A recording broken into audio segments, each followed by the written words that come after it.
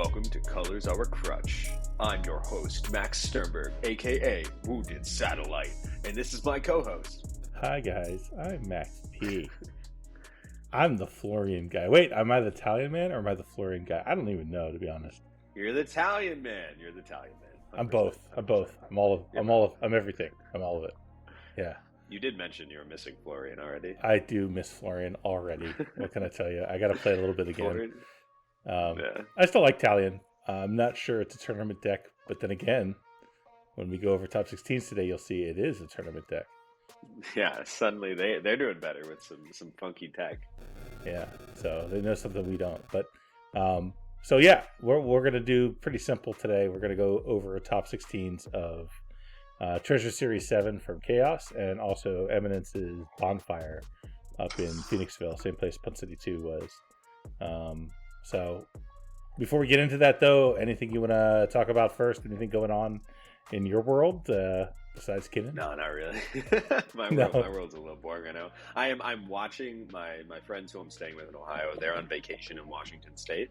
And so I'm alone in the house, which doesn't mean much when I just say it that way, but they have ducks and chickens and stuff. So every morning I have to set an alarm for early in the morning, and I have to go outside and let out the ducks and chickens and get their food prepared and such.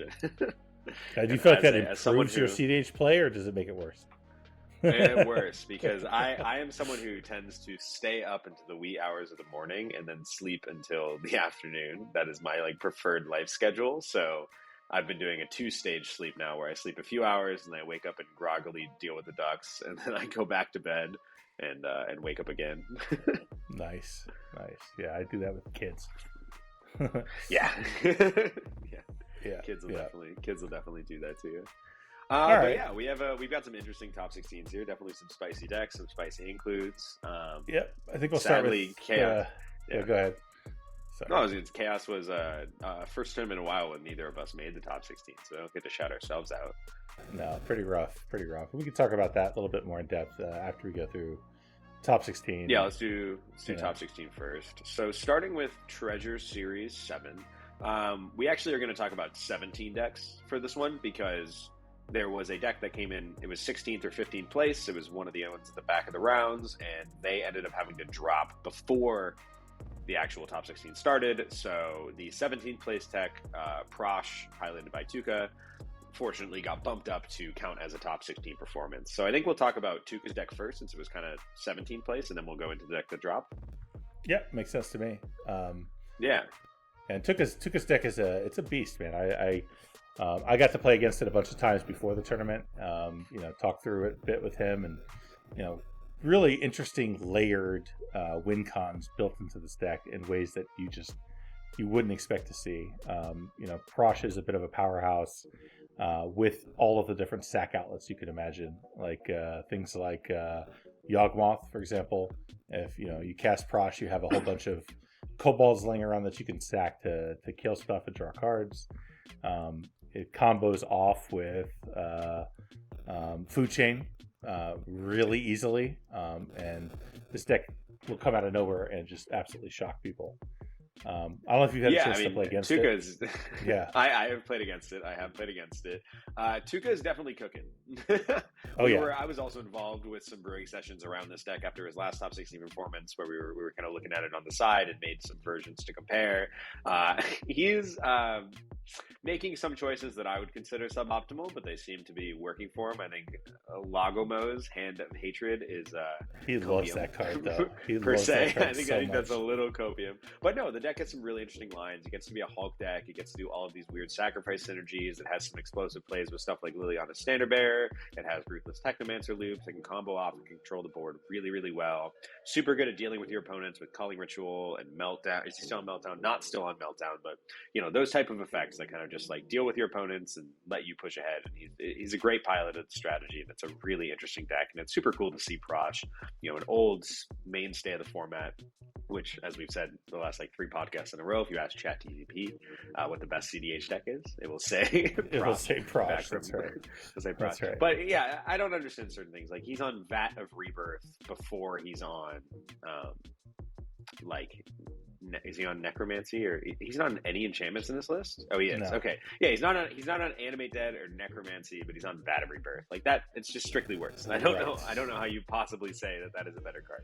So some suboptimal choices in my opinion, but really cool strategy. Clearly pilots it well, and congratulations to him. Yeah, I ran into him. Again. I ran into him in the fourth round of the tournament, and I needed to win that game and the next game in order to make top 16. I'll cry for just a minute. Like the game got thrown pretty hard by another player. Where basically, Tuka had a known win in his hand. I didn't know what the win was. We just knew he had one because I showed him a Force of Negation in response to him doing a Dark Ritual, and he's like, "Oh my god, I can't believe you have exactly the card that could stop me." And we made a deal on the spot for him to not get whatever he was going to get to win with a Beseech the Mirror, and he got an opposition agent instead. We proceeded on through my turn to the next player's turn, and at that point I had a Spellskite, I had Talion, I had a Grafdigger's Cage. The one player was already dead. The other player was on Sisay. Sisay was removed multiple times. It couldn't be recast, but he did have an Oko. And Tuka at the turn before had resolved a Dosin, so he had protection on board, which would allow me to not stop his win con. We discussed it at the table, and the player was like, "Okay." I was like, "Dude, you have to Oko the Dosin. If you don't, we'll just lose the game on the spot." He's like, "Yeah, I'm gonna Oko your Spellskite." So he Oko'd the Spellskite instead of Oking the Dosin. Passed to Tuka's turn. Tuka proceeds to win, and I can't stop him. So felt pretty bad. Shocker. Yeah. Shocker that played out exactly how you said it would.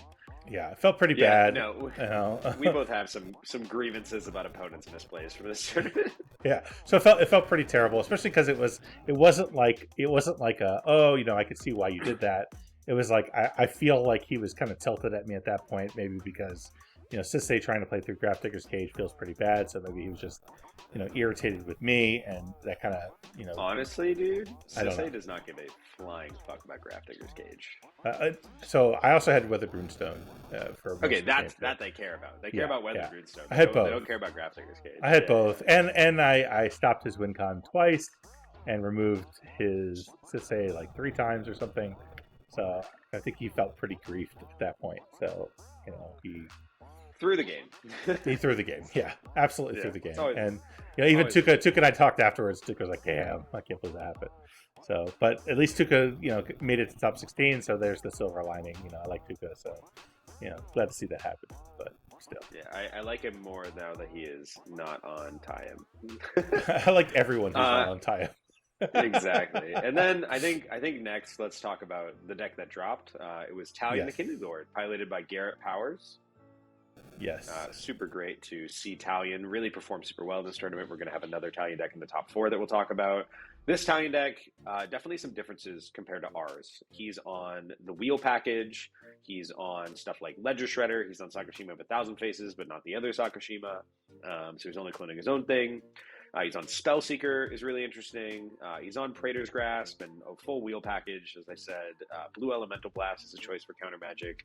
I think this deck was like 23 cards different than ours. It was significantly different. But, props to him for being able to perform with it. Well, I think Blood Chiefs is a huge one. Yeah, I think there's a clear divergence happening in Talion styles. Like there's the Talion with wheel packages, and there's the Talion that's just hard control, which is where you and I are at.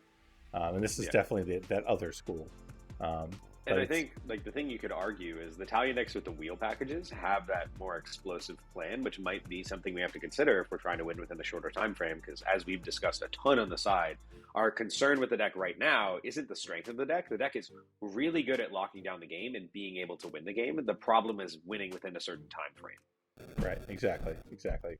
I will say, one thing I learned from the tournament is I'm not a fan of Praetor's Grasp in this deck because, we want to be able to look through our deck, not through our opponent's deck, because usually one card from an opponent's deck in Talion just isn't enough to turn the corner. So I learned that pretty hard. But yeah, we do have a hard time closing games. The games that I do win tend to be overtime. So trying to figure out ways to close the game faster, is what we need. And maybe he won 2 games, so maybe he's figured something out here. The other Italian deck was not on the wheel package, so I don't think we should look into that too deeply. But it is interesting to see the comparison of like both of the other Italian decks were on Blue Elemental Blast. Both of them were on Dothi Voidwalker. Like they do have some overlap. They're both on Laboratory Maniac, which we're not on. So they have a level of overlap that we're missing. I disagree with some of it. Like I still don't think we want Mana Drain. Yeah, I mean, even the top 4 Italian deck, which we'll get to soon, they were on like regular counterspell and missing tons of like dispels and spell pierces and stuff like that, which I think is better. Yeah. Okay, well, let's move on to 15th, I guess. 15. I think let's talk about 15, maybe 15, 13, and number 4. We can almost talk about at the same time. We have 3 Atraxa decks in the top 16. Atraxa has been putting on a show lately. But we can go one by one really quickly, actually. The first one in 15th place is called Bad Tivit by Cricket. I believe I played against Cricket earlier in this tournament. Cool that he was able to turn the corner here. I believe our game went to a draw or something like that. But this deck looks like a pretty standard Atraxa deck. Let's see if we have any spicy includes. They are in the wheel package, which not all of them are. They are including Italian the Kinley Lord. Really, really awesome card for a lot of these strategies. Yeah, I know a lot of the discussion about includes and Atraxa is which recursion effect to use. Yeah. In this case, it looks like they're on Ewit. Sometimes I like Ewit. But you gotta kind of pick one or the other. I think and then your deck will pivot a bit around that. Although they're also running Noxious Revival, so they have 2 recursions. Which is good. Recursion tends to be powerful, especially because they do need very specific pieces. I'm always intrigued nowadays when I see Swords to Plowshares but not Path to Exile. I like genuinely think we're at a place in the meta where Path is better than Swords. Yeah, the land base is plays so basics. Greedy right now. Yeah, no one plays basics. Even our 2-color decks only have a couple basics in them. So this is overall a very standard Atraxa deck, though. I'm not seeing anything that I would consider a spicy include. Yeah, I agree. I think we can move on here. You just see they do have Talion in the deck, though. Now I did. Yeah, I mentioned that. In 14th place, we have Brahma Heights on Urza, Lord High Artificer. Haven't seen Urza for a while. This is Vasher. Vasher is. Okay. I don't know if you know who Vasher is, but Vasher is the original author behind Team Pirates. Okay. Vasher's been around for a while.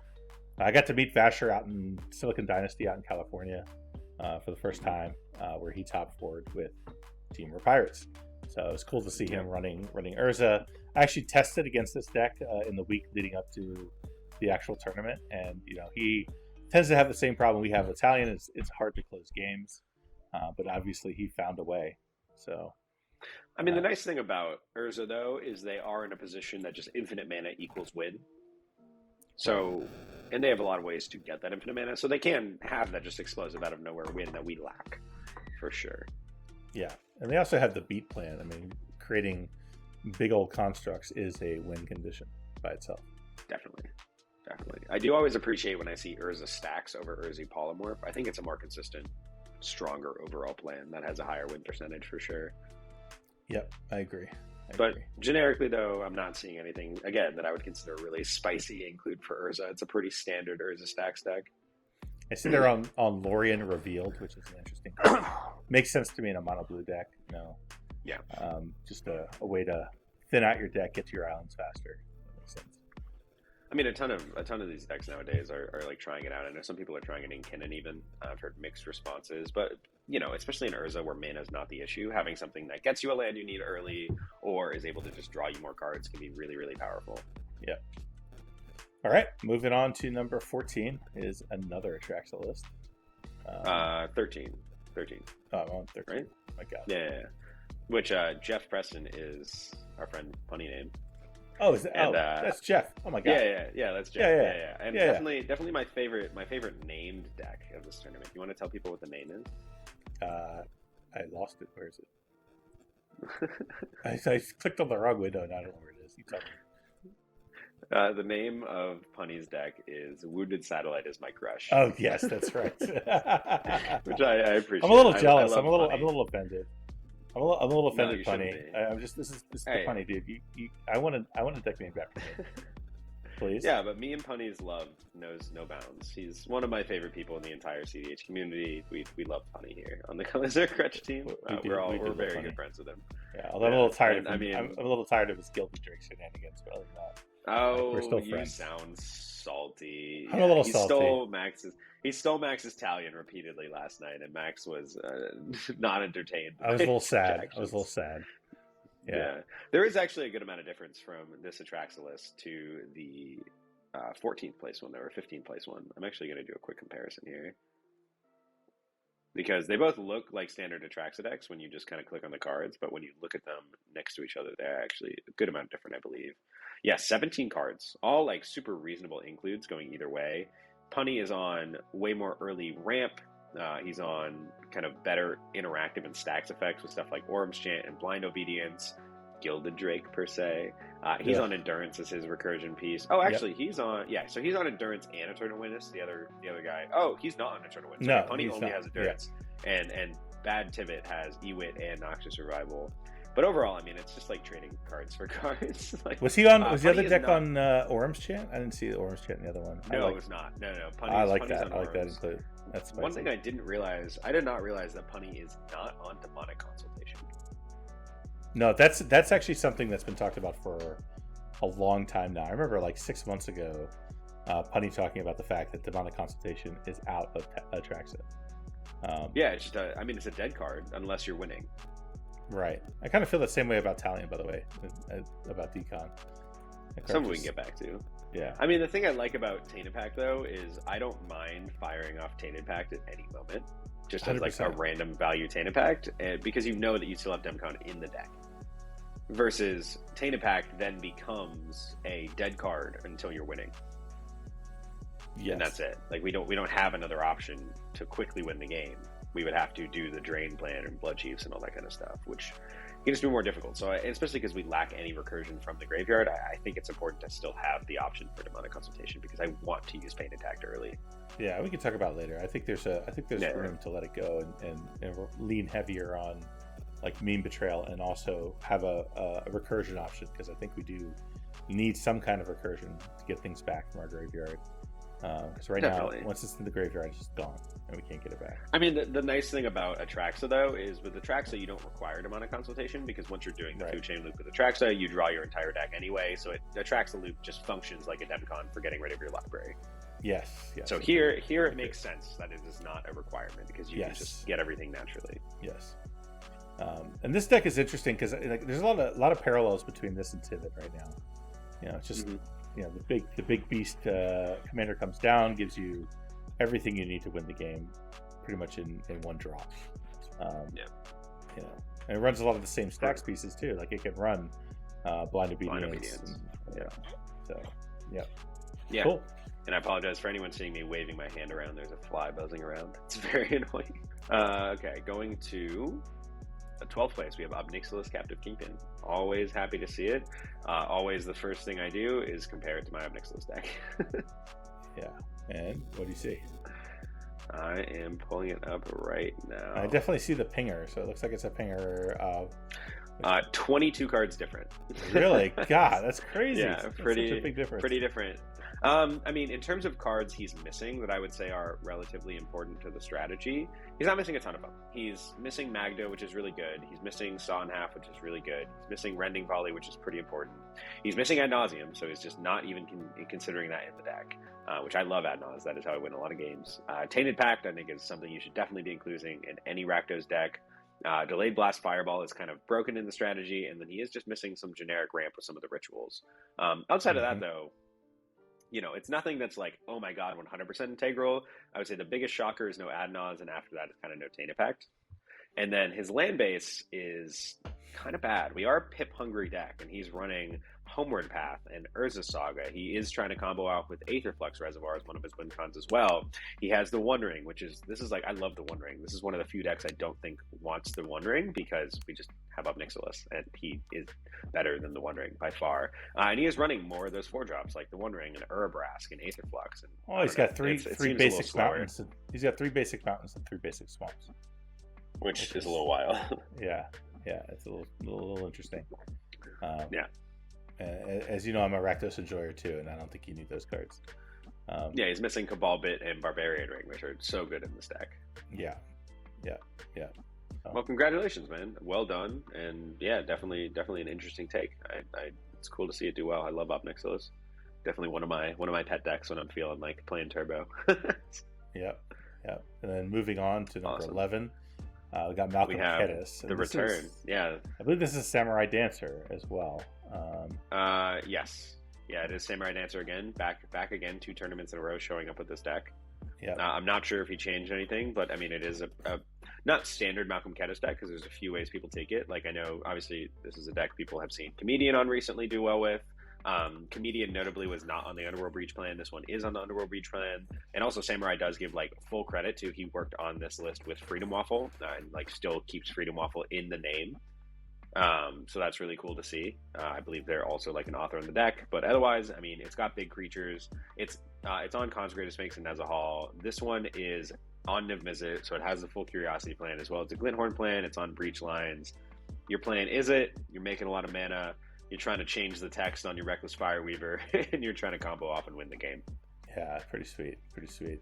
I always think of this deck when I think of Talion in a way because it's kind of the inverse. It doesn't have the card advantage built in, but it does have the mana advantage built in. Yeah, and it could definitely play a control game. I call it Is It Kinnan because it's just trying to slam big baddies and do awesome stuff. Yeah, but then in 10th place we have. Oh, sorry. Yeah, no, I was just gonna say it's also kind of a pocket Niv Mizzet deck. It's like a secret Niv Mizzet deck. Mm-hmm. Yeah, because is it a secret though? Yeah, I guess it's not a secret. Yeah, I think everyone knows. Everyone knows at this point. Yeah. All right, so we got. I played against this deck, Baneslayer 88. I played against him, I believe, in the first round of the tournament. Pretty straightforward Sisay deck. I actually stopped his win cons like 4 times. Like he tried to win over and over and over again. I just kept stopping him until eventually someone stopped me, and then he got there. Yeah. But the one notable include is Talion is in the deck, which is really, really cool to see. Yeah, it's a little surprising because generally when I have played against Sisay decks and when I've brewed Sisay decks with people, you tend to want to focus less on reactive cards like Talion unless there's something you get down really, really early. So stuff like Rhystic Study, stuff like Blind Obedience can be very powerful, which he is not on Blind Obedience. But when you get towards that 4 mana slot and above, that's not really the slots you want to be using on like reactivity. You tend to want that to be your gas. You want that to be the cards that say, I'm winning the game. And so that's why you have like this full Planeswalker package that's explosive. Obviously you're a Dockside deck, but you can also go off with Selvala or Faber Welder or Bloom Tender. It is a little surprising to see him using some of those 4 mana more expensive slots where, again, they're legends that you're considering as being gettable with Sisay on stuff like Urtai Resurrected and Talion the Kindly Lord, because I understand it can be very powerful to get Urtai with the Sisay activation, but at the same time, there's so many cards you can get with that same Sisay activation that are going to push you to win the game, and there's so many cheaper, more efficient cards that you want to be casting from hand that have that same effect. Yeah, makes sense. Okay, cool.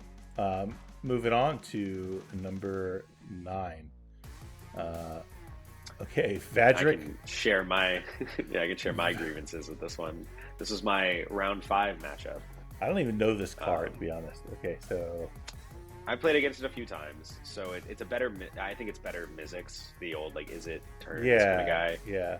He essentially comes in with 1 power and then inherently will grow just based on opponents changing it from day to night over turns, which is like if you don't cast a spell, it becomes night, and then if you cast 2 spells, it becomes day or something like that.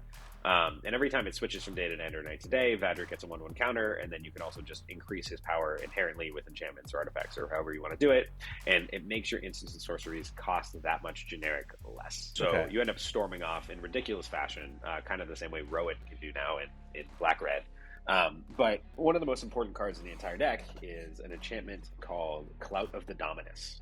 It is a card that only sees play in Vadric, and I have had to face multiple times. It gives the creature +2/+2 if it's blue and red, and Shroud if it's +1/+1 and Shroud if it's blue, and +1/+1 and Haste if it's red. So for Vadric, it's +2/+2 Shroud and Haste.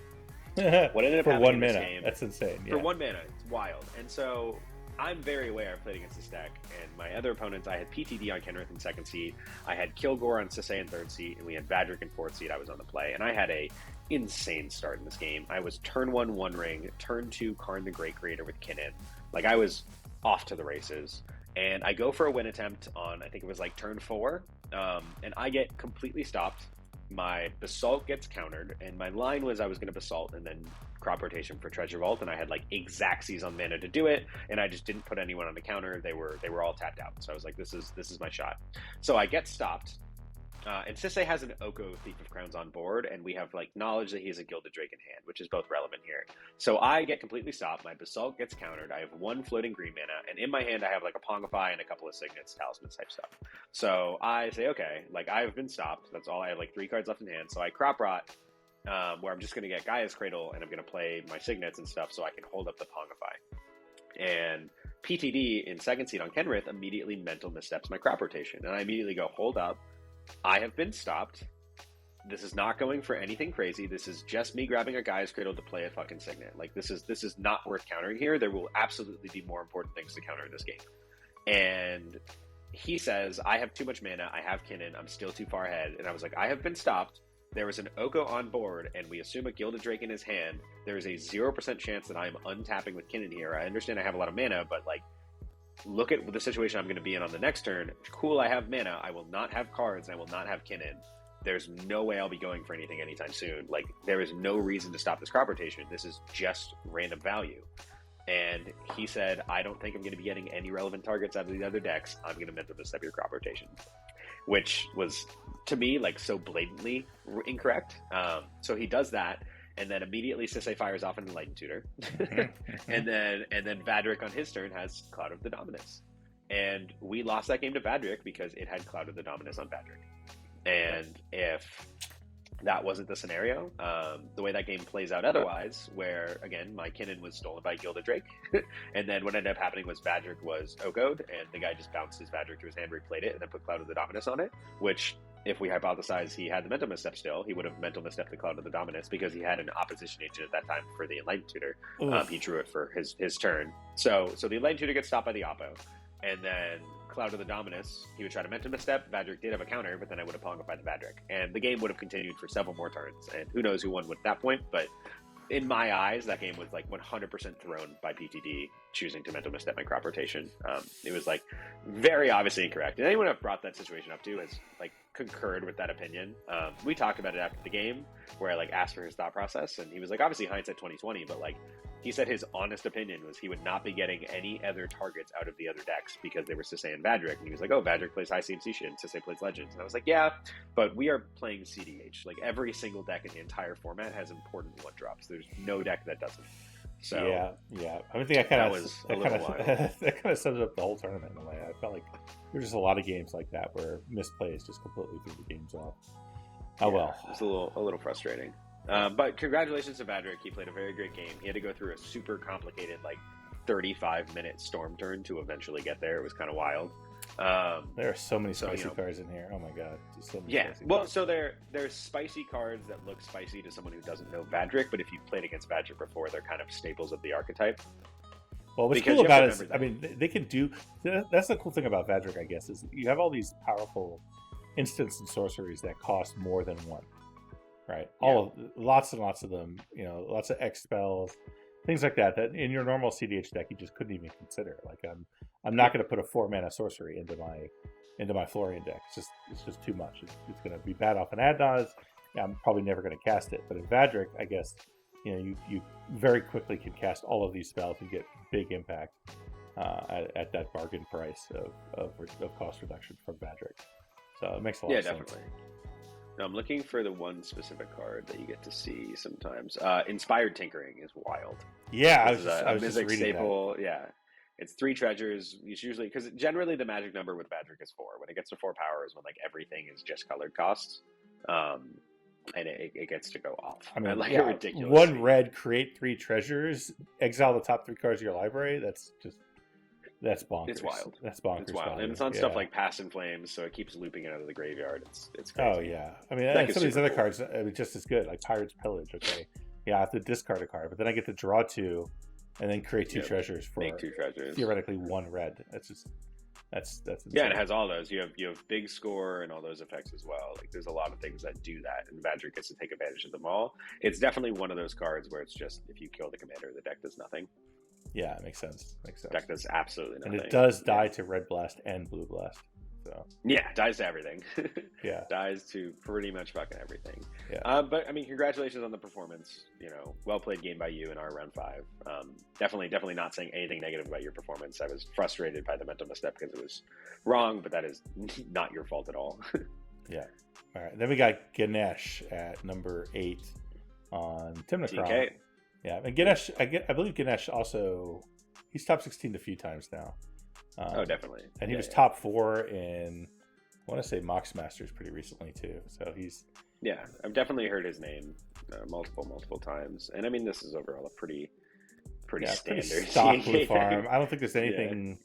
I don't see literally anything spicy in here. It looks very straightforward, very, no Sardine Avenger. Nothing crazy. I mean, Containment Priest is probably the most... I like Containment Priest in blue farm, though. I think it's great. I think it's totally legit, yeah. Some blue farm decks don't play the One Ring. I think it's correct to play the One Ring. The card is wild. Yeah.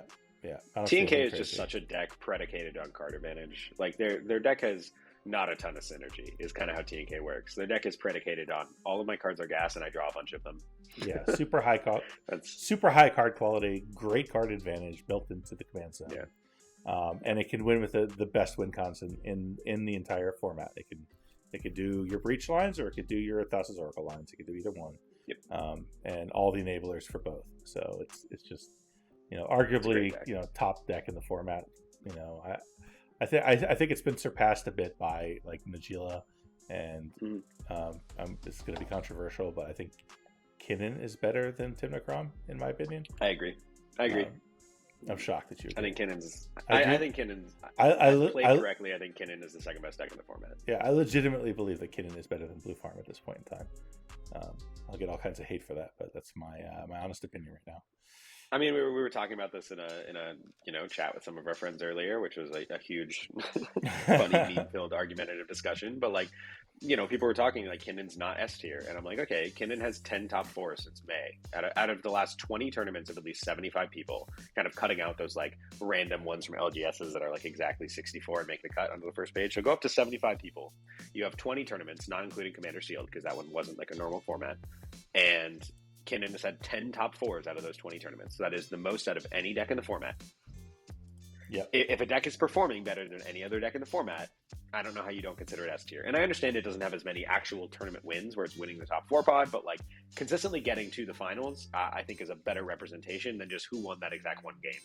So yeah, and that, it's wild. I'm in the middle of fantasy football season, and one of the things you do in fantasy football is you have your tiers, if you will. You have your elite tier of each position. There is an elite tier in CDH, and there's 5 decks in my opinion that sit in that category, and then there's a big drop off from there, and those are quite simply Blue Farm, Najila, Tivit, Kinnan, and Rogsai. Those 5 decks just absolutely dominate the format, and everything else. Honestly, I put Tivit one down. I have not a huge drop off to the second tier, but I have it as 4, and I have Tivit as like the top deck of the next tier. I think Tivit got a little overrated for a while, and I think Tivit on Excellent Pilot is really good. I think Tivit's generic strength is a little bit lower than people think it is. It's a deck that when it's played around properly isn't as good. It's a deck that really got to take advantage of looking like it wasn't doing a ton. But now people understand. It's funny. It's funny. We were trying to figure out what to talk about for this podcast beyond just the top 16. And you know what we could have talked about, and we should do in a future episode is we should do our tier list. We'll do a tier list. We should do our tier list. We should do a tier list. Our Absolutely top 10 tier list. or top 15. Yeah. Just for the record, here my top 5 in order. I'm just gonna lay it out right now. Just gonna say it right here. Najila number 1, Kinnan number 2, Rogsai number 3, and then I put Tivit. No, I'll put Blue Farm then Tivit. Okay, mine is similar. I think I have Blue Farm and Rogsai swapped. Okay. So maybe we'll do our top 15 since our top 5 is just very similar. And then we'll kind of talk more about 15 through 6. Yeah. That'll be that. We can tune in next week, folks. We're gonna do the max to max tier list, baby. Let's go. Yeah. Let's go. M&M tiers. Nice. Okay. All right. Well, back to where we were. The next deck is Brea. So Brea. Looking at Brea. So Cool thing about Brea is very much like Blue Farm, but with infinite mana outlet in the command zone.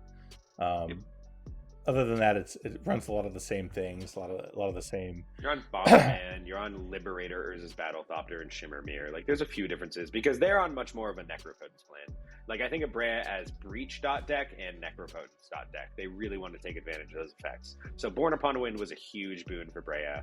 And you will notice, like, they're on Liberator and Shimmermere, so they're able to do their infinite mana combos at instant speed after they Necropotence down to 1 life and just have a billion cards. I mean, think about it. I mean, they have Born Upon a Wind, Final Fortune, Liberator, and Shimmermere. So they have 4 effects to get off a Necropotence to go for a win. Yep.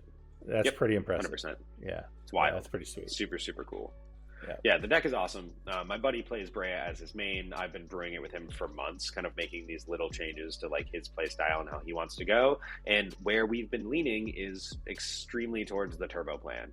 The only primary difference between this deck and the one I've been brewing with my buddy, which I think I'll bring up to him, is he's not on Liberator or Shimmermere, but I think those are pretty reasonable includes. He's on a little bit more of a control card package just to have a little more interaction. He's not on Oswald, but he is on like the Auriok Salvagers packages and all that kind of stuff.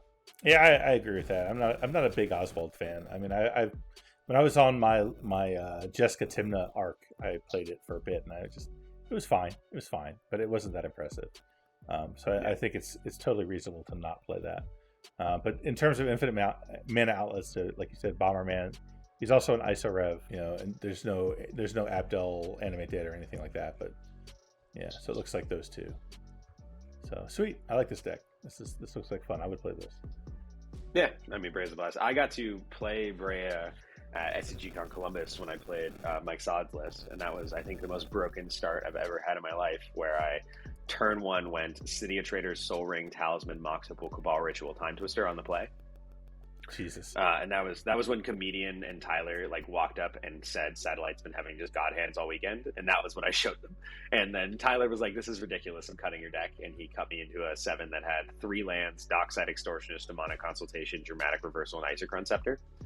That's crazy. That's crazy. So turn 2 win, super easy. you know what's really interesting about this deck now that I'm looking at it even closer? So they're running Cursed Mirror. But they're not running any other clone. So they're not running like Fimage or Metamorph. It's just Cursed Mirror, which is really interesting to me. I like Metamorph more than I like Cursed Mirror, I think. Yeah, agreed. Because Cursed Mirror does require that red pip. I understand it has the ability to tap for mana on different turns, but I think Metamorph and 2 life is better than Cursed Mirror most of the time. Because Cursed Mirror is only a creature for that singular instance, that turn.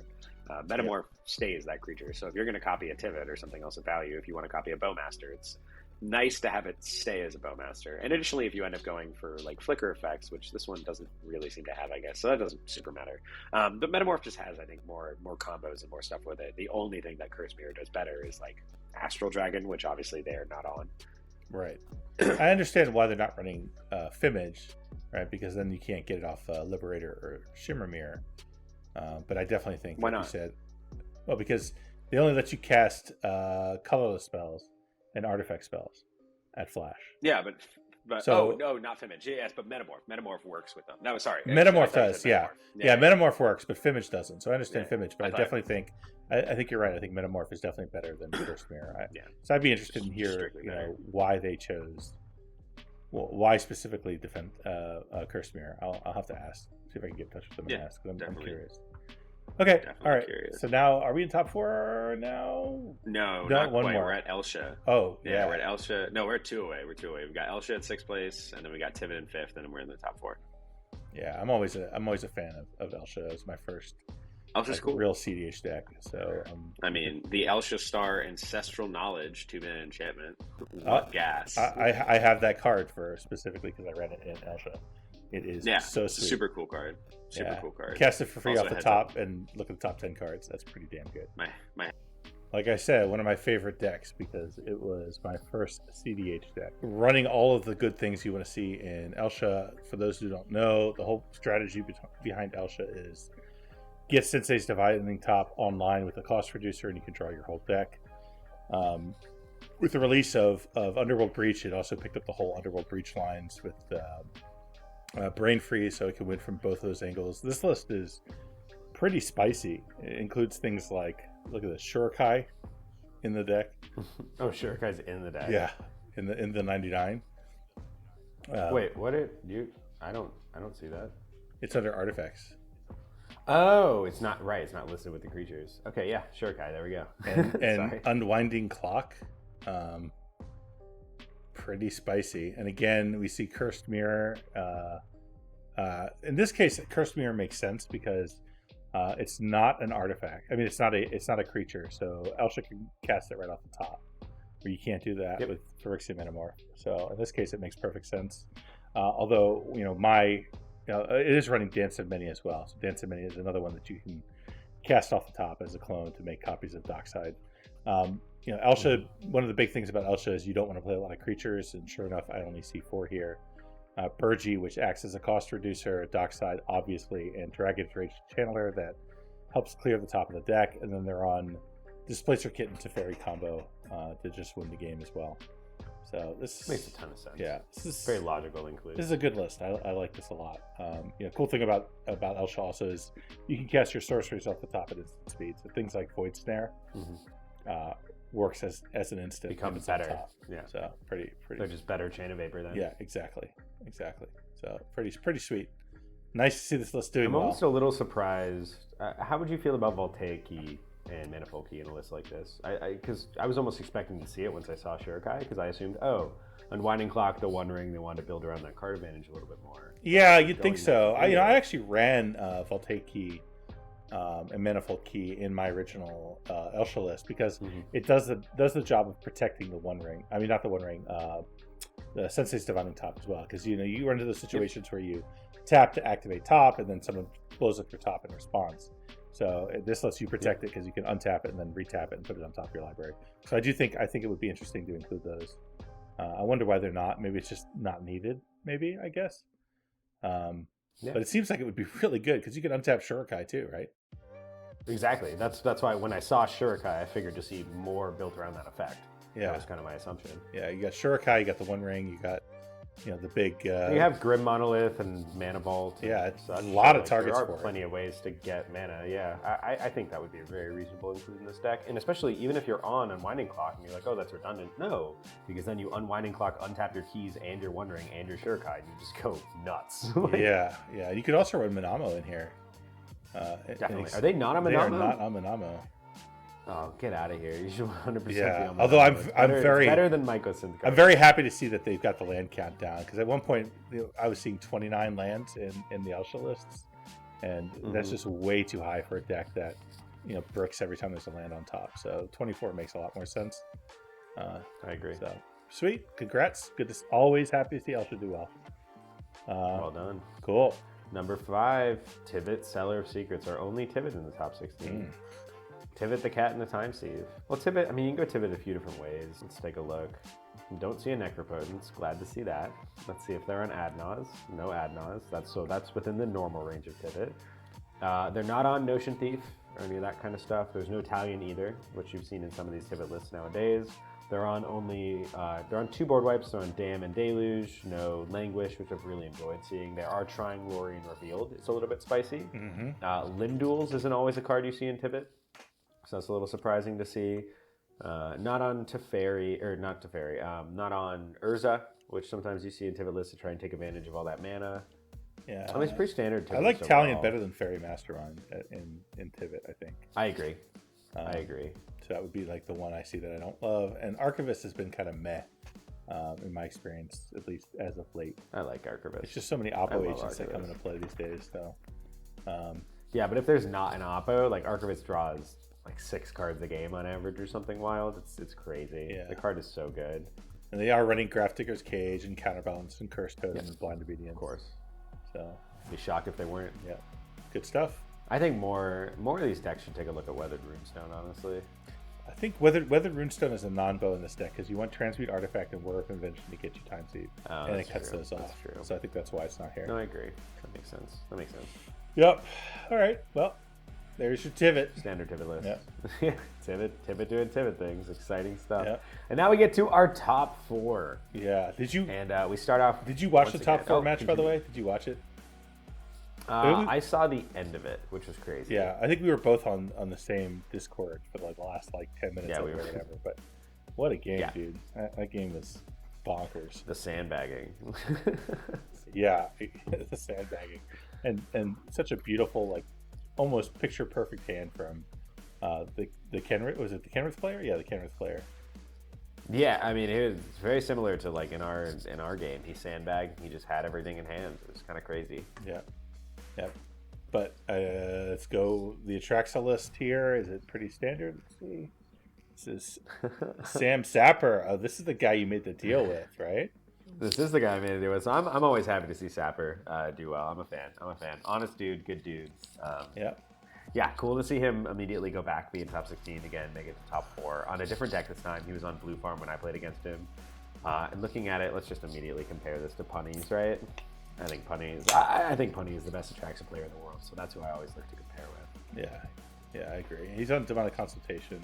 Punny's not. Hoarding Broodlord. I think that's totally reasonable. I don't think Punny's playing. Oh, he is on some different shit. Yeah. Oh, he's on way more of a pod package. Okay, he's got Neoform, Eldritch Evolution, Birthing Pod. He is trying to turn his Atraxa into a Hoarding Broodlord. That is a cool plan. That is spicy and that is different. I would love to talk to him and see how effective that was. I got him to top 4, so it clearly worked. Yeah. I mean, when no one knows what you're up to, sometimes that helps. Yeah, I think in the game, which you can see. I think in the round, like the final round of that game that we watched, I think every single player except for the Italian deck was set to win on their turn and then didn't quite close it. Although it could be argued that even the Italian player could have ad nauseam and maybe gotten there.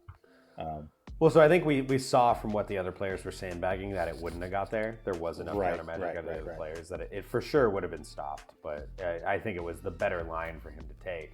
What I'm curious about is if on table audio there was some conversation where he knew the ad nods wouldn't get him the win, and that's why he took the value route. Right. But we knew that Atraxa was about to come down and it was going to get ugly real fast. Or we knew he had Thoracle Consult in hand, right? At that point. Yeah. Atraxa just had the win in hand for sure. This is a spicy list. I like it. It's sort of a more turbo-y Atraxa. Yeah. A little spikier for sure. Interestingly, what I think we do need to take note of, it is not on Food Chain. Yeah, look at that. This is an Atraxa deck not even trying a Food Chain combo, which I would think of as their best win con. So that's surprising to see, especially with how few slots Food Chain takes up. It's not like a big package. It really is just Food Chain, Miss Hologriffin, and that's there. So I would imagine that is worth running if I was to build a list even that had the Broodlord package. But I mean, respect for him for doing something wild. And really so the only win con in here really is Thassa's Oracle. Yeah, or Finale. He has the Finale too. Finale and Thassa's Oracle. That's it. Oh, he's on Finale of a Station. Yeah, and also like he's on Yogg's Will, so he does have a little different recursion out of the graveyard as well. But he's really trying to turn his Atraxa into a Broodlord, which is interesting. Yeah, pretty which is cool. Also crazy to see because the only creature in your deck that gets Broodlord is Atraxa. Like even if you're Eldritch Evolutioning, there's nothing else that gets up there mana wise. So you have to have Atraxa and a pot effect. Does he have Reanimate? I don't even see. There's not even an Animate dead. So yeah, he's 100% on cast Atraxa, turn it into a Broodlord, and win the game. 100%. Yeah. Crazy. All in strategy. That's pretty cool. I would imagine there's a level of Brewer's advantage on this one, but overall a really cool deck to see. Love the spicy include, and congrats on making it to top 4. Yep. So moving on to number 3, we got Kenrith, Espen. Kenrith. Yep. Yeah, the Kenrith player who had it all in hand, and I can't believe he didn't get there with what his hand was. It's kind of wild. But this is infinite combo deck. Yeah. that is all it is. Yeah, but a lot of good 5-color good stuff. You got the things like Culling Ritual that you can take advantage of. You get to run Lotho. It is running Talion. Geez, every deck is running Talion now in the 99. That's pretty. That is great. That's pretty cool. I'm glad I pulled one out of a pack the other day. Yeah, well done. It's a sign. But yeah, I think the deck's pretty straightforward. It's just go infinite, win with Kenrith, right? Thassa's Oracle is kind of the backup, frankly. You're a Dockside deck. I mean, is this one on? So this one does forfeit the Deadeye plan, like we saw at a PTD last tournament. So no Deadeye Navigator, so it's much more in on Dockside combos, which I always love to see a Mayhem Devil in those scenarios. Yep. This is a Dockside deck. This one is a Dockside deck, 100%. And Auric Salvager's also really, really cool to see, another infinite mana combo. And what's really nice is like kind of how he showed in the finals, you're in a situation as a Kenrith deck where as long as you have your infinite mana pieces out of the deck already, you can Demcon away your deck and not care if you have to look for a piece. So he was able to cast a Demonic Consultation, not worrying about what he was exiling just to find a counterspell, because as long as he has Dockside Emil, all he needs is Kenrith out of the command zone. That's it. Yeah, makes sense. All right, moving on to number 2, which is Talion. Yeah, I'm really excited to see Talion in the top 4, regardless of how we did or how I did. It's just cool to see it make it to the top 4. Kind of, we were talking about like whether or not it's a tournament deck and is it possible to close the games, because it does run into that situation where you bleed everyone down and then we just get stuck. And oftentimes that's the the barrier between succeeding and getting top 16s and getting 5 ties and dropping, right? And I mean, if you look at it compared to our deck, it's 21 cards different, but it's not like the other Italian deck that ended up dropping but would have been a top 16 deck. They were on wheel packages and Notion Thief and kind of this stuff that you can understand, like, okay, they have Explosion. They have a way of taking over the game in that regard, and maybe that's how they were winning within time. This deck, while it is 21 cards different, it's swaps of like this counterspell for that counterspell, this piece of board removal for this piece of board removal. They're like almost the same cards. Like, oh, we're on, Winds of Rebuke and they're on Chain of Vapor. It's like very similar cards. Yes. But the overall same strategy. Yeah. Like the only spicy includes from their deck. Yeah. Like they're on Dystopia, which is cool. Dothy Voidwalker, we've talked about before, how we don't play because we rely so much on Meme Betrayal. And, but same idea. They're on the Drain package. They have a Rug of Smothering, which we're testing out and I think now dropping already. We're on Beseech, which they're not. But like overall, it's just interaction for interaction, but the same overall plan. Yeah, they made different choices in terms of counter spells, which I've been thinking about a lot. Like, I think their idea was they want more hard counters, so they're running both like regular counter spell and Mana Drain. Although I'll tell you, in my experience, those have both been bad because having double blue pips and being able to hold those up through multiple turns is just too damn hard. Difficult. It's difficult. Yeah. So, but I understand what his thought process was, and he top 4'd and I didn't. So, I mean, take that as you will. He's on. There are a lot of non-bows in here that I don't like, though. Like, for example, he's running Reanimate and he's running Grafdigger's Cage. So those don't work together. Dystopia is so spicy, dude. I love that card. I don't know that I first time I saw Dystopia, but first time I ever saw it was from Snake's Nimrus deck. I have to assume that's where this came from, and I have to assume that that's why it's there. Yeah, but it's a cool card. I've looked at it in Florian before, just because it gets rid of stupid Drannith Magistrates, and Tivits and such. Yeah, so it's spicy. I may have to order one just to have it. It's a cool card. But yeah, congrats Tom for this. Great performance. Almost taking it down. Yeah, it was fun to watch him play too. I mean, he got turn 1 Talion, put it on 1, and just proceeded to draw a ton of cards. It was beautiful. Oh, so many. Yeah. Which is always cool to see if people pick 1 or 2. I was playing Talion last night, and I was having a conversation with people about it, where they were like, "Nah, like I've seen so many people naming 1 lately," and I was like, "It comes down to matchup, really. It comes down to matchup and context of the current in-game situation." Yes, yeah. I think you can't just say generically it's better to pick 1 or 2. Right. I think you have to kind of figure out, like, okay, what number are my opponents going to be able to play around, and which one can they not? Right. If they're in a position where they don't have to play their 2-drops. They can just hold their 2-drops. But they're going to have to use interaction and use 1-drops, then 1 becomes the easy choice.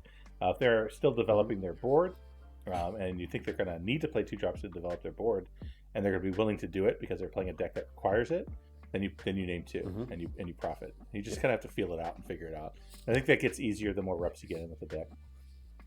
For sure. Yeah, I agree. But yeah, congratulations to Talion. Yep. Almost got there. Really cool to see, and excited to see the deck develop. And I do have to see if it can be a real tournament deck. I would love to see if there was a tournament that was like no time. Yeah. Talion, I think, would do pretty well. You almost want to have like a strategy for Swiss, and then get to the untimed rounds and just dominate. Like, I think that's the goal. Because I do think that it's a deck that I at least the way I've seen it, I think I could win consistently in untimed rounds. So just have to figure out how to get there. Oh You just need 180 minutes. Yeah, exactly. Exactly. 180 minutes. So good. You're good to go. You get such a vice grip on the game, but you just can't close it. We'll figure it out. We got to keep testing things and figuring it out. But it's an exciting deck. It's a new deck. It's really cool to see it already performing and kind of showing that it does have legs. Yes. All right. So in number 1, we have Tatyova, which that's just damn cool to see that Tatyova topped the cool. event. This is Tremnek. Didn't he do this already? Didn't he do Tatyova, win a tournament with Tatyova recently? I want to think. I don't think he won. I believe that was actually a tournament that he was disqualified from for stalling. Okay. Where he was going to make top 16 and then was disqualified in round 5. So that was Mox Masters June. Yes. There's been 3 Tatyova decks ever listed on EDH Top 16. It's his first place performance.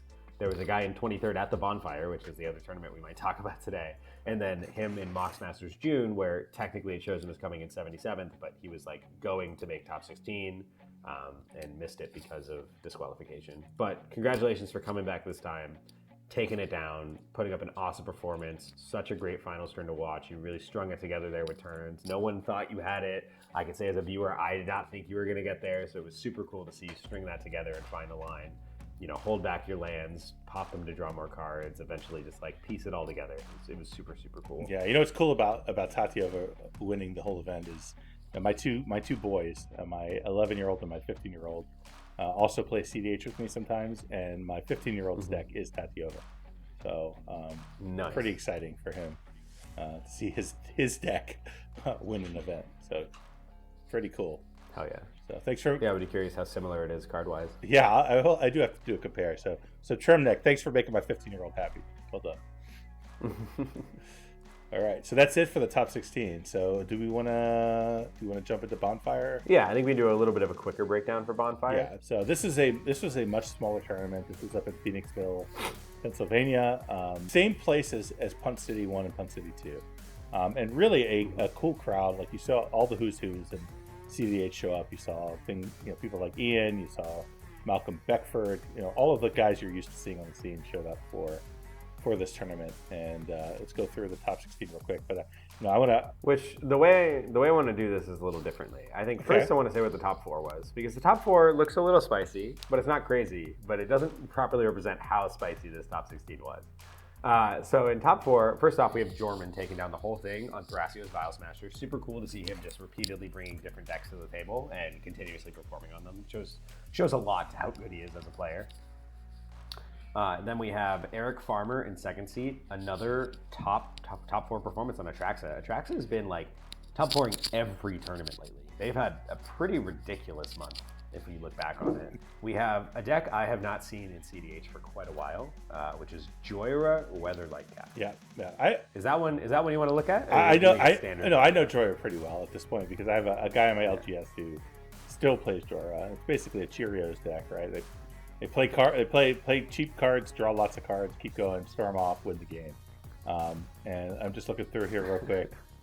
How are they winning? I mean, they've got Isochron and stuff. Brain they Freeze. Have Mystic Forge, Sensei Stop combos. They have Brain Freeze and Breach. Yeah. What I can say, though, is from going back to my casual days, where a lot of people like Joyra and casual because it draws a lot of cards, this was my least favorite deck to play against. Not because it was too good or oppressive or anything. They take 35-minute fucking turns, and it's absolutely miserable. Yes, I'm gonna play 25. I'm gonna play 25 0-mana artifacts, and then I'm going to bounce them all, and then I'm gonna play them again. Yeah, it's like, oh my god, just shoot me. It's exhausting. Yeah. It's like absolutely exhausting, and it's casual, so it wasn't even like Mana Crypt, Mox Opal, like good things. It's like I'm gonna play Tormod's Crypt and shit to draw through my deck. Yeah. So I hate this deck with a passion. No Aetherflux Reservoir though. I'm surprised. No Aetherflux. That's weird to not have. Oh, they do have Tormod's Crypt as well. Okay. Yeah. They should play Aetherflux. That seems correct to me. That just makes a lot of sense in this deck. I just need a way to finish the damn game. Like, you did all that stuff, and now what? Please do something to finish me off, please. I hope I find Breach. Please kill me. I want to die. I've had enough. Don't play any more artifacts. I just can't do it anymore. But yeah. Oh, Words of Wind is actually pretty cool. I think that goes infinite, doesn't it? Words of Wind. Yeah, that's the one where that goes infinite with like yes. Mana Crypt. Like with Mana Crypt that goes infinite, I would say. Something like that. Where is that card? It's under. Oh yeah, here. It's an enchantment. It's an enchantment. Yeah. It basically it's a win condition in of itself because what you do is you bounce everyone's everything and then you pass turn and laugh at them. Yeah. Oh, each player. That's wild. Yes. Okay. Yes. Oh, and it's any permanent, so you get rid of lands too. That's crazy. Yes. So yeah, you win the game with Mana Crypt. Okay, got it. That's sick. Yeah. I do really want to quickly compare. There was another Joyride Weatherlight Captain deck in the top 16. Crazy to see two of them, and they came in 7th place. Let's see how. 27 cards different. Crazy. Also, not on Aether Flux Reservoir, but they are in Krark Clan Ironworks combo. Yeah. Wild. They're on Mishra's Workshop, which makes sense. This is a different kind of tournament. It was smaller, but it's also like I think a little jankier. And if you look at like the people, definitely. You see people bringing decks that you don't see them play normally. I mean, the other deck in the top 4 was Narset Enlightened Exile, which has a couple performances, but has never really showed up in the larger ones. It has a couple of these performances in like the 64-player range. Yeah. Although, 5th place, you get Rogsai, which is incredibly standard. Oh, I'll call out though, that's Ka0s. That's a fervent alchemist who piloted it to the 4th finish, and he's just a crazy good pilot. So, in my opinion, he's one of these guys who just plays so damn well. And he he'll oh, this deck is broken. I'm like, nah, dude, you're broken. that's why you got there. But yeah, so that's him in 4th. I don't know who Robert Henson is. Rogsai in 5th. It's a Rogsai deck. Captain Marvelous. I do like the name. Fuck them boys forever. Yeah. Let's see. Is he on Grinding Station? He is on Grinding Station. Zane has really made Grinding Station and Conqueror's Flail a Rogsai staples at this point. I haven't not seen them for a while, but I didn't see them for a long time. Yeah, they're standard in Florian too. I'll remind you. They're standard in Florian Florian's before a better Rogsai. deck, so. Yeah. He stole it from me. But maybe the spiciest deck of the entire top 16 from Commander name anyway is Hello the Painter, I would say. Yeah, what the hell? I don't even understand. I mean, if you look at the deck, it's like super standard Grixis. Like nothing is out of place here at all. So maybe it's just trying to double up his spells. Yeah, just double tutoring. Like it's the only real synergy I see for this is Jadar and Orcish Spellmaster, and that's about it. Yeah. Yeah, he's also running... Bloodgas. Bloodgas is a cool So he's running Mercurial Spelldancer, so he's going to attack, get through, put an oil counter on Mercurial Spelldancer, then he's going to remove the oil counters, then he's going to cast an Adnaz, and then he's going to copy the Adnaz by sacrificing the Mercurial Spelldancer. So then he's going to have 3 copies of Adnaz on the stack. Why would you do that? You wouldn't. I'm just saying. Yeah, you would. You do it with the demonic tutor. Yeah. Do it with the demonic. No, do it with Adnaz. Do it with Adnaz. More fun. I don't know. I guess also he's really into copying spells because he's on dual caster. That's exactly it. I guess what is cool is you can copy a spell with dual caster mage and then casualty another spell with dual caster mage. So that's kind of cool. Yeah, this is a spell copy deck. This is like Krark Light. Yeah. Like Grixis Krark. Very light. Grixis Krark Light. Very light. Yeah. And then 8th place we have Sisay Weatherlight Captain. The rest of the decks can tend to get a little more standard from here. Yeah, I will take a second. I will take a second to call out 17th place. Ian. Oh, of comedian. Course. Ian on Shurikai. So playing something spicy, and I know how it feels to be 17th, Ian. I feel you, buddy. I feel you. I mean, what I can say is Ian can actively top 16 any tournament on a ham sandwich, and I guess a ham sandwich is then better than Shurikai. Yeah, I think that's the conclusion, right? Don't play Shurikai. That's play the conclusion. Don't play Shurikai. Play a ham sandwich. That's obviously the line. Okay, ham sandwich, Shurikai, or Tie-In. Oh, ham sandwich. Okay, Shurikai's better than Tie-In. Okay, we got it. Well, I guess you have to ask the question. Does anyone in the entire tournament that I'm going into understand how time works? Because if the answer to that question is no, then time is amazing. if no one knows how the deck works, it's great. Yeah, absolutely. If people know how the deck works, it does nothing. Yeah. I think when we do our tier list, we actually have to include ham sandwich as part of the tier list. Like it has to. Okay. Yeah. Where in the format of ham sandwich ranks? Exactly. Yeah, we have to do that. Okay, I'm down. Yeah. In 16th place, a ham sandwich. Yeah, good. Well, yeah. I mean, then Sisay is pretty standard here. They're on a later Planeswalker package. They have The full combo is Amanatu and Nicol Bolas and Saheeli and Teferi and Tyvar. So they have the most important 5 right there. Also including Ashiok Dreamrender, which is another one I see some people include, and I'm shaky on how much I think it's worth it. This deck has some spicy includes overall, though, being on like Isika, God of the Tree, as another way to just turn your legend into mana dorks. A kind of a lower creature count overall, I think. Very few sorceries, kind of a light interaction package. This is an interesting take on Sisay, is what I will say to it. Maybe not my favorite one I've ever seen, but obviously it's working for them, so good shit there. Yep. But yeah, they're on Giganta the Wellspring as well. I'm seeing a lot of Sisay lately, just in general. Kind of wild. I'm seeing like a... Yeah, it's a good deck. It's a really good deck. It's a deck I've started to realize people don't know how to play against properly. It's really hard to play against. It really is. Especially because there's so much variance to it. You don't know what you're exactly playing against. So you kind of have to figure it out as you go. Because they'll do things a little differently. They may have the Planeswalker package. They may not. Definitely. You know, but often you can understand the situation well enough to know like the staple Sisay cards and if it's possible. And so like I was talking to my friend last night where he said like his win rate when he is playing against me is so much lower than when he's playing against other people because I know the Sisay line so well. And so I call out to the table, I just check. I'm like, do you guys understand he has win on his next turn? Yes, and often yes. the answer is no. And then I literally tell them the line and he's like, shut the fuck up. you know? Yeah. I think that's why, maybe that's why the Sisay guy got so mad at me in Ka0s, is because I was kind of doing exactly that. I'm like, yeah, here's what he's going to do next, and win. he's going to do this. So here's what we have to do. Now we have to kill Sisay now. No, we don't have to kill Sisay now. Now you remove this instead. Like you're just kind of calling it out, and then it just becomes really difficult for them to get through all that. But it's a great deck. And have you ever played it? Like actually played it? So I have played Sisay. I ran when I was at SCG Columbus. I ran Ian's Sisay deck for a few games. Ian ran my Obnixilis deck. Tyler ran Kinnan, and my buddy Nate was on Tivit. I went straight undefeated with it. Nice. And I won every single game through a Grafdigger's game. So I was like, oh, this doesn't matter at all. Yeah, I have to give it a shot. Yeah, but first, I think I gotta go search through boxes and see if I can find a Thorn Mammoth, and if I can, I'm gonna have to build Kinnan and give it a shot. Just go try it. Never. That's what we like to fucking hear. Why not? Let's give it a shot. Give it a shot. Yeah, Sisay's very powerful.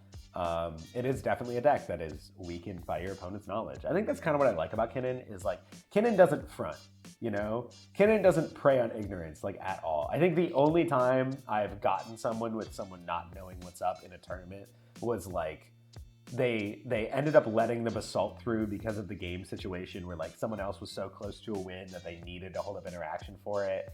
And so they were like, okay, if he goes for the outlet, we'll counter the outlet was kind of the table conversation. And so then I played Treasure Vault. Nice. And so like that, you know, I've got them on that before. But like generically, like people understand how Kinnan works. You can't like not look like you're ready to win on Kinnan unless you just have it all in hand. You know, if it's just like Artifact Tutor for Basalt in hand. But like understanding with what's on the board, there's not a lot of secrets with Kinnan. Like people understand how the deck works and you are playing against people who understand how the deck works. Sisay is a deck that definitely takes a lot more advantage of ignorance. Yes. Which I'm not as much of a fan of those strategies, because I don't think it performs well at like top tables. Yeah, that makes sense. Players are good. Yeah, as the play gets better, it gets harder for those decks. Whereas Yeah, Kinnan like dunk on the swings. Kinnan's like right there up front. You know, here it is. Here's what I'm doing. It's not a secret. Stop me if you can. Yeah. That's kind of how it works. Yeah, I love that. And that's the thing I tell people. I'm like, oh, you want to know how to beat my deck? Go read my college thesis of a primer. It tells you. Yeah, it's a hell of a primer. Yeah. All right. Yeah. So moving on, we got Tivit next in 9th. I don't think we need to spend a lot of time on it. No, I'm not even going to look at it. Yeah. Blue Farm, again, not even going to look at it. I don't care. Yeah. Then we got Malcolm Beckford on Sisay. Malcolm. We already did that. Great pilot. Great I pilot. love Malcolm. Yuriko. Yeah. Yuriko. So I played against Kohei in Festival of Nights in round 6. Great player. That was the crazy draw game. So good to see him in top 16 again. Then we got our first Kinnan. Wait. I did click on this Eureka list, and it has one very spicy include for Eureka. I'm looking. What is it? Talion. They're on Talion. Of course. Everyone's running that card That's now. so cool. I mean, it's I evasive. don't think it's good enough for Eureka. It is. Yeah, but like, come on, you're going to ninjutsu your Talion. Yeah. Fair. Cool to see Doomsday, though. And then we do have Kinnan in 13th place, I think it is. Yeah. Let's do a quick comparison here to Grind Them Into Dust. I see Tezzeret. I don't see Karn. Yeah, not a lot of people are in Karn, which they should be, but whatever. I see Agatha's Soul Cauldron. 18 cards different. Pretty big amount. This looks like Ian's list. Overall, More like Ian's list, I think. Because he's on the Colossal Sky Turtle. Not really. Yeah, I mean, just cause a lot of people are on Colossal Sky Turtle. Like, the things I look for when I see Ian's list, if I'm like, oh, he's looking at Ian's list, I want to see Jingataxi's Core Augur is kind of the Ian card. Okay. That really sticks to. Okay. But, like, Ian's not on Soulless Jailer, Clever Impersonator, Jeweled Lotus, Perplexing Father's Chimera? Tyrant. No, this deck is on Perplexing Chimera. Probably the spiciest includes are Hydroblast, which I'm not used to seeing again in, and Crossroads Candle Guide, which is another Prismite outlet. Turns your infinite colors into colored mana, and you would like, okay, why would you ever play this 4 mana creature over Stonework Pack Beast at 2 mana? And I think the answer is Orcish Spellmaster. Stonework Pack Beast and Prismite are both 2/1s, and this one, although it's twice as much mana, is a 3/4 and survives. Right, makes sense. And also, I think So that I makes think people are sense. just going to ignore it when it hits the battlefield too. Yeah, they're just like, oh, okay, that might matter, maybe eventually, probably not. Right. Yeah. Exactly. And then Soul Cauldron, cool to see Soul Cauldron again. My Soul Cauldron, I checked the delivery status, will be in the mail today. So Nice. It is probably outside right now, and I will give it a test and see how I like the card and come back with opinions. 'Cause Yeah. a lot of people have asked. Speaking of signs from opening packs, I opened 3 packs of Wilds of Eldraine yesterday, and I got 2 Beseech the Mirrors. So I now have a playset Wow. of Beseech the Mirror. Holy shit! Yeah. That is so lucky. It is like insane. Yeah, a little crazy. I guess Yeah. it's a sign we have to keep it. Yeah. Okay. I don't own a Beseech. You want to send me one of those? Yeah, I you appreciate want it. one? My Yeah. birthday's coming up. When's your birthday? Just When's your send me birthday? one, yeah. When's your birthday? April 25th. Oh yeah, right around the corner. Yeah. Mm-hmm. Well, Hanukkah's coming up. It's coming up. Hanukkah's almost here.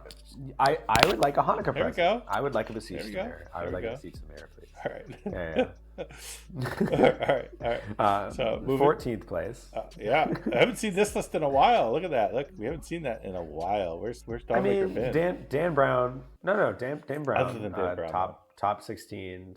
Okay, well, sure, but like you can say that with a lot of decks for certain people. But Hey, overall, I hey, mean, let's see how there was standard that it is. remark. So yeah, Dawnmaker, Tyler. I recognize the name. Secret Kinnan, Seedborn Muse. I mean, Derevi's not always in a list, I guess, but it's here. You see it a lot. That's about it. You see it a lot. Yeah, you see it. Like, all of this looks very standard to me. Wargate doesn't always see play, sometimes does. I actually like that card a lot. That's about it. Yeah. I think it's super cool. I like when I see Lightning Bolt because there's some infinite combos with that if they're on Displacer Kitten, which they're not. But they are on Emil and Eternal Witness, so it can still go infinite there. But also, if you can go infinite with Emil there, then you just use Thrasios. But I guess They're doing you do need to like have a combo that you can assemble, because just having infinite mana Thrasios doesn't win. You do need to have an actual win condition. So being able to finale or being able to Lightning Bolt a finale is gone seems like a good line. Yeah, they do Devoted Druid Swift Recon. This is sort of the old school always. list, actually. Yeah. Yeah. Wild Child type stuff. Yeah. Cool. And then also spicy deck in 15th place, we get Oscar Rubbish Reclaimer, which is a deck I've brewed with people before. It's a super cool deck. It breaks the game with its interactions. It like really does some wild shit that nothing else can do. And this one's got some unusual includes. I'm not used to seeing like Professor Onyx in that type of list. Bone Miser is really the card that breaks the game with it and just like ruins all of the rulings of how everything is supposed to work. Yeah. I've been trying to brew for a long time a Bone Miser based deck around Crom Tormod, because both are zombies, and then you can do Empty the Laboratory to find Putrid Imp and Putrid Imp and Bone Miser, and you basically you sack your 2 commanders, you put those 2 on the battlefield, and you discard your hand and win the game. Basically how it goes. Yep. But this is Sounds about so right. Professor Onyx and Chain of Smog is the combo that's built in here. Yeah. Which is pretty sweet. I actually thought about it for Talion. I still think about it for Talion just because Professor Onyx is really cool on the drain plan. It just costs 6 mana. Mm-hmm. How the hell That's do I true. get 6 mana? Yeah, 6 mana is a lot. Maybe Thought Idel is going to bring us there with the additional mana production. Yeah, maybe. Yeah. I could see a Chain of Smog being a potential include there. Another deck on Talion. Cool to see Talion showing up so much. It's definitely a powerful card. And this is another Demir deck, Definitely and they can run powerful Professor card. Onyx, so they're doing something right. Just gotta figure it out. Yeah, I mean they did top 16 and we didn't. Yeah. And then lastly, in 16th place, we have the the best stacks deck, I think, one of them at least. Timna Halana, I think a seriously underrated deck. Seriously underrated deck. Super, super cool. Has the Hulk lines, doing pretty normal Revelark, Protean Hulk, Activated Sleeper, the normal Hulk lines. I don't know. Nothing too crazy here. I don't see any crazy stacks pieces. Where are the stacks pieces? I'm looking. Really? They're not even on Oof? They're on Oof. Okay, I mean, they're on Oof. They're on Drannith. Yeah, this is like the least stacksy version of this deck I've ever seen. There's not even a no red. It's just straight up Hulk is really what it is with the okay. Yeah. Turbo Hulk, Timna Halana, shock the world, I guess. Yeah, it worked. Got top 16. Sure. Hey. Sure. Works Yeah, for Veil. Autumn's Veil. I'm not a fan of that card, but okay. No, it's so bad. It's so bad. I mean, it works sometimes, but it's so bad. Yeah. Wait, is they okay? I was about to say, are they not unveiled somewhere? They are unveiled somewhere. Yeah, as well. somewhere. But yeah, I mean, I guess when you see Unmarked Grave and Entomb and all those type of effects, it's good to get everything in the graveyard. Are they on Buried Alive? They are not. No Buried Alive. No. Culling Ritual's nice. Sweet. And that brings us to the end though of the Bonfire top 16. Yep. Cool small tournament. Definitely a lot of big names there. It's cool to see. Glad to have all of them returning from Oxmasters and stuff. Yeah. I would hope so. And nice to see people playing different decks. You know, just step out of the comfort zone, play something different. You know, get a little muddy with something different. So pretty cool. Definitely cool. And there was a player who played Florian at this tournament. Yes, there was. That's Tyler, who I managed to meet him at Baltimore, where he top 16 with Florian. So great guy. He's got like bright orange hair and wears a cowboy hat everywhere he goes. Sweet. So he's a good dude. Hell yeah. And he does Florian proud. So you know we didn't get there in this tournament, but he has gotten there in the past. So I think maybe I'll hop on Florian. You gotta at least try it. You gotta trot it out and just see how it runs. You got most of the cards already because you got Obnix. So I feel like it's just worse Obnixilus, but it's better Obnixilus. I'm telling you. Okay. So much better. It's just better. Definitely. Way better. I don't like drawing 10 extra cards a turn cycle. No, I don't like exiling 10 cards a turn cycle permanently and can't play them because there's a Drannith. Yeah. Oh my god. Yeah, we lose to Drannith. So do you. Whatever. I don't lose to Drannith. I just exile a land and move on. Play the land. Yeah, that's fair. That's fair. Yeah. But no, so good discussion, good top 16s. I do think we should. I'm excited for next week. We do need to swap decks and play each other's decks for a little while. I think that'll be fun. And then next week, let's definitely do a tier list. I think it'll be a good time. I mean, I do envision I'm probably going to come down for Georgia at the beginning of November. So I hope so. We'll bring our real decks there, and you still have Florian built. Right? Oh, 100%, of course. Okay, yeah. So we'll swap decks and check it around. It'll be fun. Yeah. I may even be back on Florian by then. We'll see if I can figure out how to close games with Italian first. Yeah, we got to figure out Italian. Yeah. Awesome. Well, I think that brings us to the end here. So again, if you enjoyed this conversation, please like and subscribe. Everything to support the channel and help out the YouTube algorithms. We appreciate it very, very much. I am one of your wonderful co-hosts of this podcast, Max Sternberg, also known as Wounded Satellite. And I am Max P. I am the Italian man, Florian guy, super dude. The Italian man. Thank you for joining us. And I'm the Italian child. Yeah, I'm Daddy Max, and this is Daddy Satellite. Yeah, Daddy Satellite and baby and Wounded Baby Satellite. I don't know. Anyway, and Wounded Baby Satellite. So we're having a good time. Appreciate Thanks for joining us, guys. We appreciate it. So catch you next time.